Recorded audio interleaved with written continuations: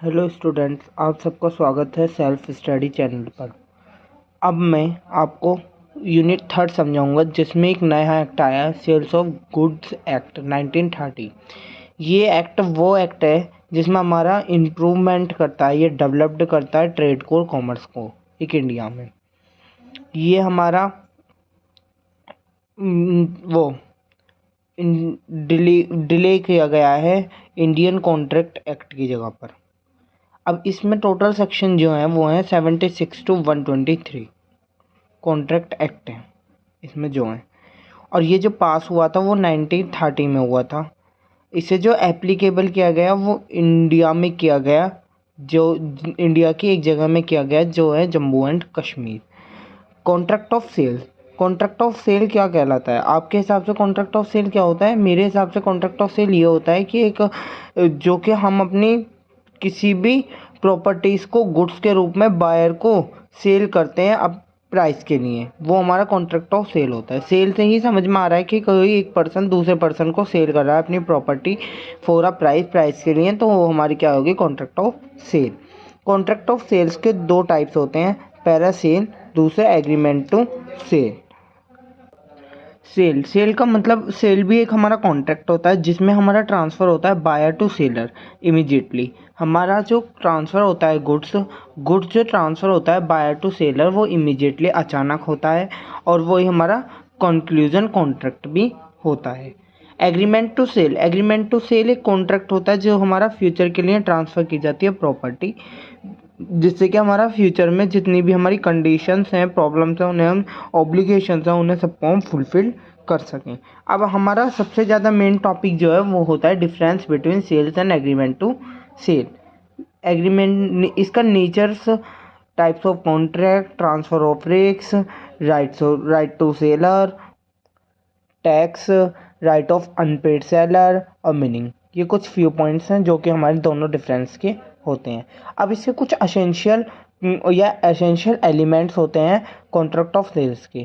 पहला कि two parties, second goods जिसका सेक्शन है 2 और सब सेक्शन है 7, third price, fourth transfer of property, fifth essential elements of valid contract. Valid contract का मतलब सब समझ रहे हैं कि जैसे कि firstly is legally object, two parties, free concern, capacity of parties, ये सब कुछ। अब हम इसमें स्टडी करेंगे गुड्स, टाइप्स ऑफ गुड्स जो है वो हमारा सेक्शन है उसका 2 और सब सेक्शन है 7, ये 3 टाइप्स के हैं, एग्जिटिंग, फ्यूचर और कॉन्टीजेंट ऑफ गुड्स।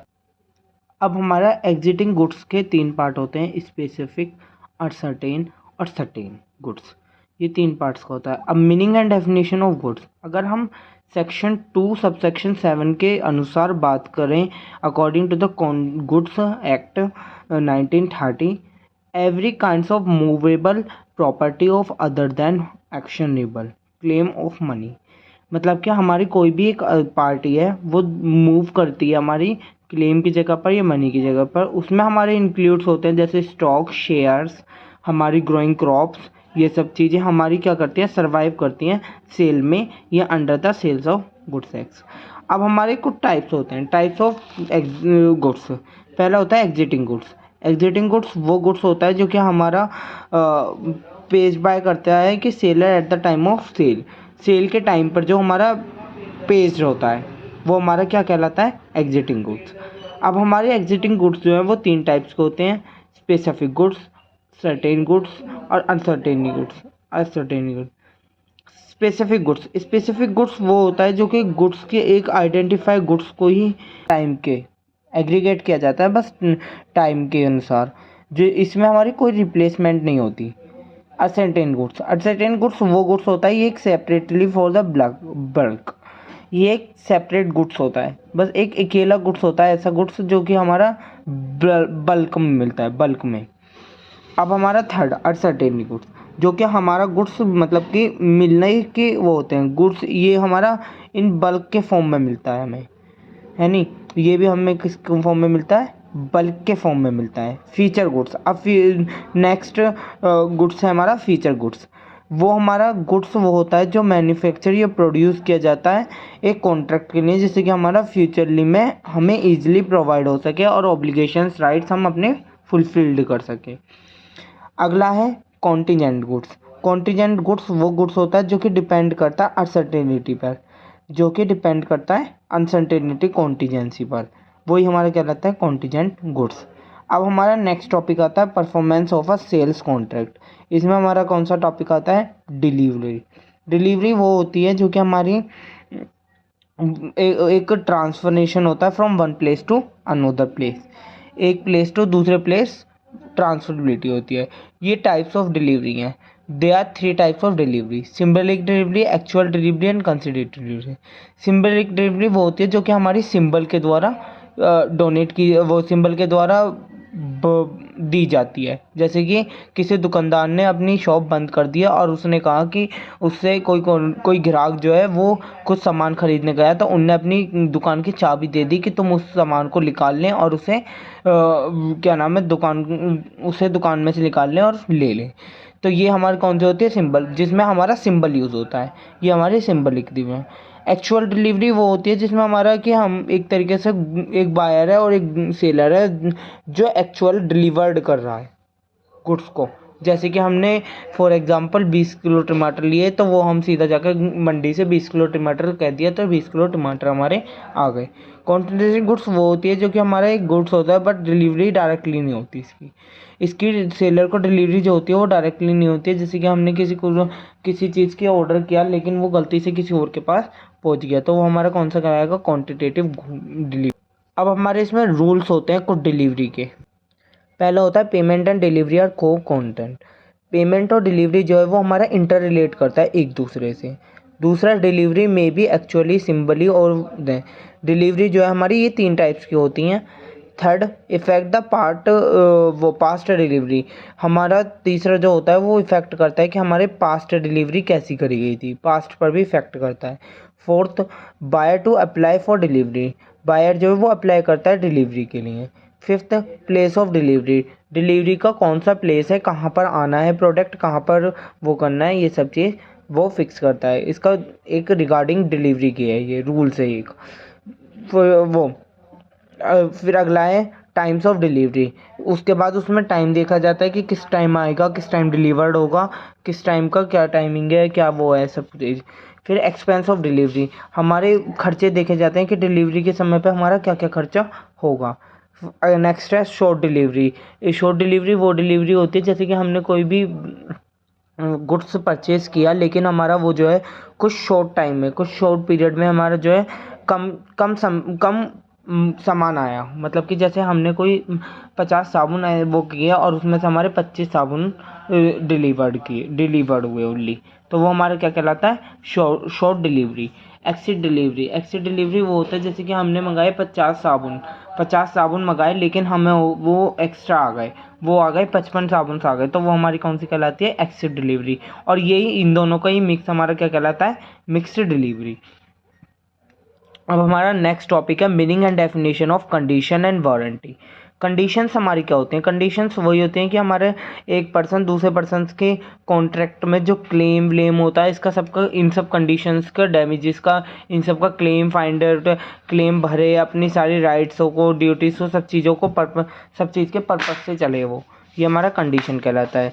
सेकंड होता है हमारा वारंटी तो सबको पता होता है कि हमें किसी चीज़ के सामान के ऊपर वारंटी मिल जाना, किसी चीज़ की वारंटी मिलना, ये हमारी क्या कहलाती है वारंटी। जैसे कि हमने कुछ चीज़ परचेज़ की उस पर हमें वारंटी मिल गई, तो वो हमारी क्या कहलाएगी वारंटी।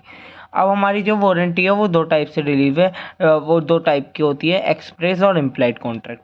एक्सप्रेस कॉन्ट्रैक्ट वो होता है जो कि हमारे रिटनली और ओरली के फॉर्म में लिखा जाता है। इम्प्लाइड कॉन्ट्रैक्ट वो होता है जो कि हमारी ऑब्लिगेशंस को अप्लाई करता है बस ओनली लॉ के हिसाब से, मतलब कि एक तरीके से को ऑफर करता है।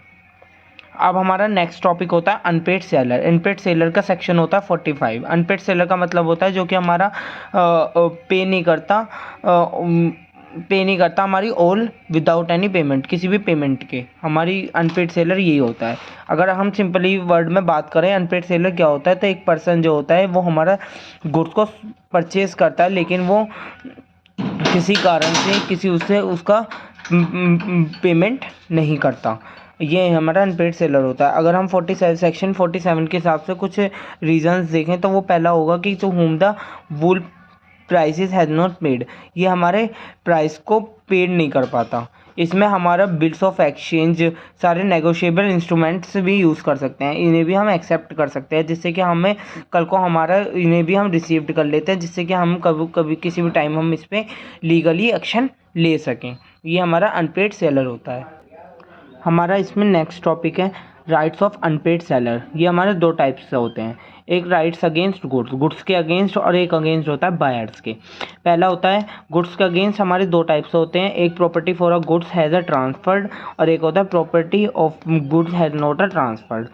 ट्रांसफ़र के हिसाब से अगर हमारा गुड्स प्रॉपर्टी जो है वो हमारी ट्रांसफ़र हो रही है तो उसमें हमारा राइट टू लोन होगा, right to stoppage of goods against right to resale. Rights to loan का मतलब हो गया कि हम उसके लीगली सारी चीज़ें ऑब्लिगेशंस को फुलफिल्ड कर रहे हैं। अगर उसने हमें किसी कारण से पैसे देने से इनकार कर दिया तो हम उस काम को रुकवा सकते हैं। हमारा नेक्स्ट यही होता है right to stoppage of a goods against it. Goods के अगेंस्ट हम इसे रुकवा सकते हैं अगर हमें उसके पैसे पूरे नहीं मिले। किसी प्रोडक्ट को हमने, जैसे उन्होंने कहा 100 हमें मार्क्स चाहिए, जैसे फॉर एग्जांपल 100 मार्क्स चाहिए। अब उनने हमें ऑर्डर दिया, हमने उसे तैयार कराने की अनुमति दी और उसे तैयार कराने लगे। अब किसी कारण से उनने उसके पेमेंट ना करी तो उसकी वजह से हम उसे रुकवा सकते हैं और हम उसे दोबारा से रीसेल कर सकते हैं, किसी और को रीसेल कर देंगे।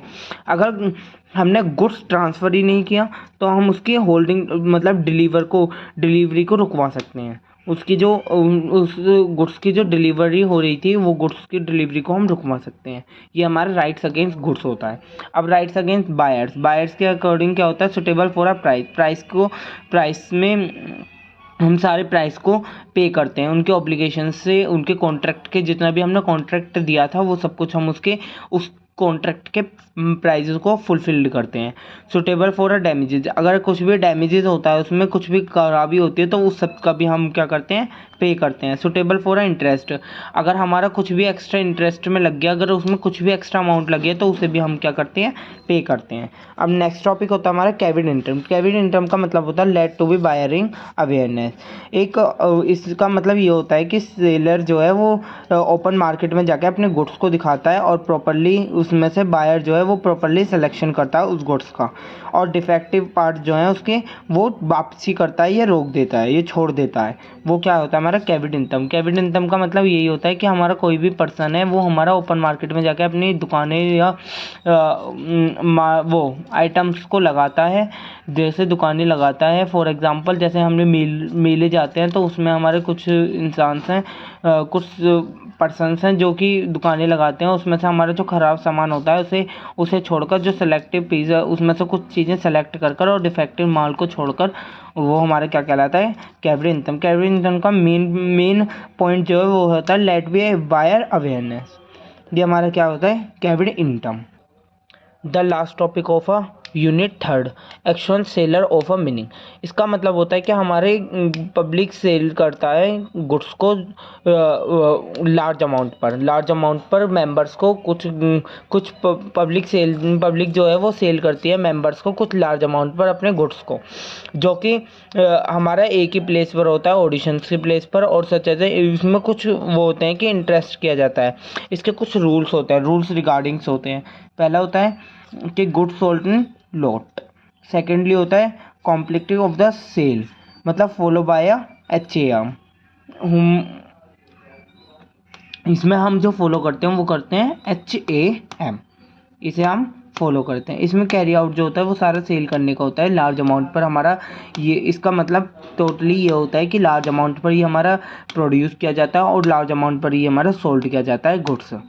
किसको, ऑल मेंबर्स को, सभी मेंबर्स को, public sector, public all members to for a public के जितने भी मेंबर्स होते हैं उन सबको ये लार्ज अमाउंट पर सेल किया जाता है एक ही प्लेस पर। ये क्या कहलाता है, हमारा एडिशन होता है सेलर्स।